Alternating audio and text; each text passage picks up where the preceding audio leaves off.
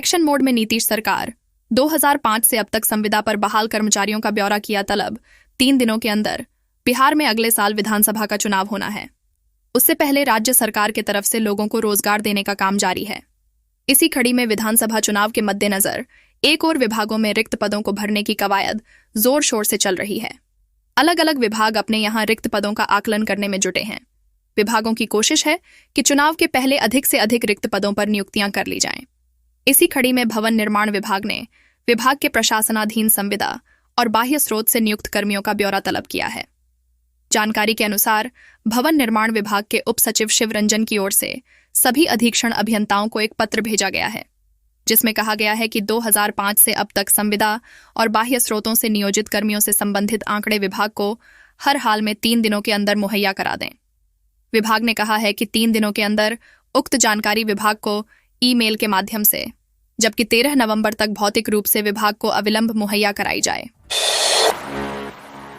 बिहार के अपराधी मुझे नहीं जानते, उल्टा टांग देंगे और पता भी नहीं चलेगा। आखिर क्यों भड़के प्रशांत किशोर? बिहार में राजनीतिक पार्टी बनाने के बाद जन सुराज के संस्थापक प्रशांत किशोर उपचुनाव के प्रचार में लगे हुए हैं। इसी कड़ी में गुरुवार को तरारी विधानसभा में कैंपेन के दौरान उन्होंने भारतीय जनता पार्टी, जेडीयू और आरजेडी पर जमकर निशाना साधा है। उन्होंने कहा कि लोग बीजेपी, नीतीश कुमार और लालू यादव से मुक्त होना चाहते हैं।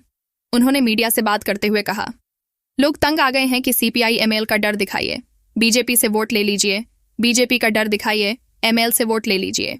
यहां तो दोनों तरफ से लोग ठगे जा रहे हैं। इसलिए बिहार की अधिकांश जनता इससे निकलना चाह रही है। रहा सवाल वोट का, तो वोट हम मांगते नहीं, लेकिन हमने उन्हें बताया है कि वोट कैसे देना चाहिए। अब उनकी मर्जी है कि वो वोट किसे देते हैं। अगर देंगे तो अच्छा है, नहीं देते तो ये जो कष्ट है वो चलता रहेगा। तरारी विधानसभा क्षेत्र में जन सुराज पार्टी का पोस्टर फाड़े जाने के सवाल पर प्रशांत किशोर ने कहा, बिहार के अपराधी प्रशांत किशोर को नहीं जानते हैं। मैं डरने वाला नहीं हूं, बिना सिपाही के चलता हूं। बंटेंगे तो कटेंगे के नारे पर बीजेपी जेडीयू में फाड़। तकरार के बीच आरजेडी ने कह दिया, तेजस्वी से जुड़ेंगे। बिहार में बंटेंगे तो कटेंगे के नारे पर जेडीयू बीजेपी आमने सामने हैं। इसे लेकर जेडीयू के बड़े मुस्लिम चेहरे एवं एमएलसी गुलाम गौस ने शुक्रवार को कहा कि इस तरह के नारे की देश में कोई जरूरत नहीं है। हम लोग तो एकजुट हैं। इस नारे की जरूरत उन लोगों को है जिनको एक संप्रदाय के नाम पर वोट चाहिए। जब देश का प्रधानमंत्री, राष्ट्रपति, गृह मंत्री सब हिंदू हैं, तो फिर हिंदू कैसे असुरक्षित हो गए? ये जवाब बीजेपी दे। गुलाम गौस ने कहना है कि सारे मुद्दे फेल हो चुके हैं, इसलिए इस तरह का नारा दिया जा रहा है कि बंटेंगे तो कटेंगे। मुद्दा बेरोजगारी, महंगाई, भुखमरी है।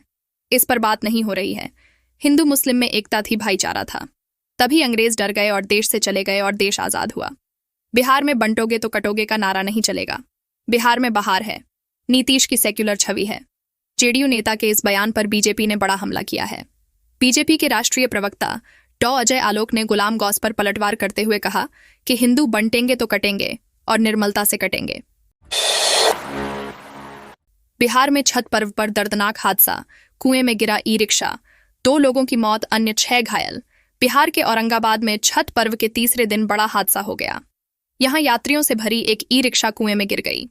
इस हादसे में 2 लोगों की मौत हो गई, जबकि 6 लोग घायल हो गए, जिसे अस्पताल में भर्ती कराया गया। घटना के बाद मृतक के परिवार में कोहराम मच गया। बिहार के औरंगाबाद जिले में भीषण हादसा हुआ है।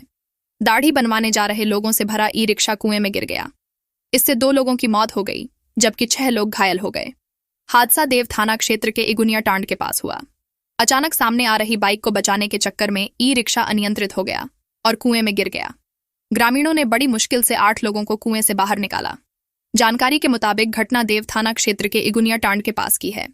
दरअसल ई रिक्शा में सवार 8 लोग बच्चे का मुंडन संस्कार कराने के लिए यहां आ रहे थे।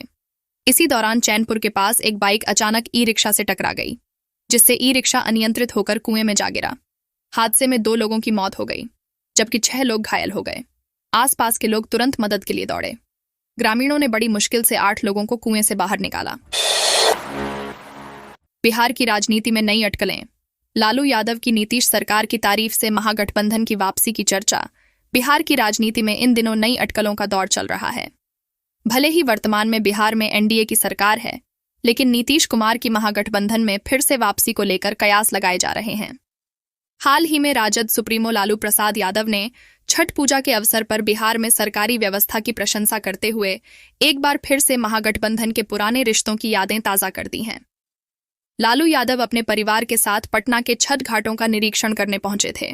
उनके साथ तेजस्वी यादव, तेज प्रताप यादव और मीसा भारती भी मौजूद थीं।